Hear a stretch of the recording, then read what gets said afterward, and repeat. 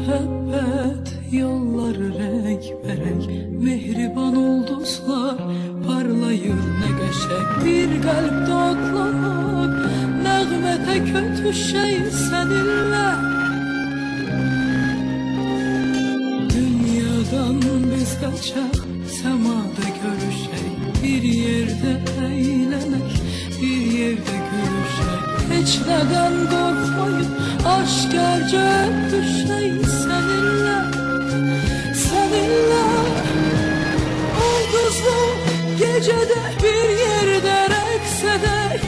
Göğüsü sehirli biz sanki bir mələk. Hər yeri bir nurlu nağıla döndərək. İlahi sevgini həsrətli dünyaya hədiyyə göndərək biz. Ulduzlu gecədə bir yerdə rəqs edək. Göğüsü sehirli biz sanki bir mələk. Hər yeri bir nurlu nağıla döndərək. İlahi sevgini həsrətli dünyaya hədiyyə göndərək biz.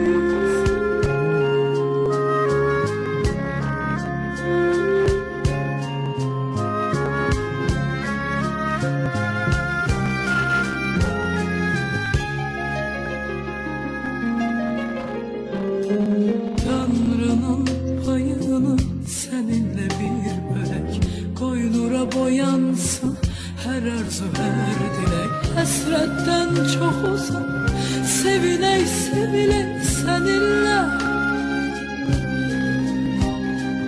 Dünyadan biz qaçaq, səmada görüşək. Bir yerdə əylənək, bir yerdə gülüşək. Heç nədən qorxmayıb, aşkarca öpüşək səninlə.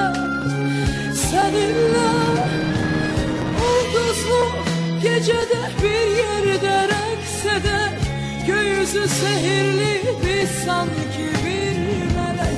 Hər yeri bir nurlu nağıla döndərək. İlahi sevgini həsrətli dünyaya hədiyyə göndərək biz. Ulduzlu gecədə bir yerdə rəqs edək.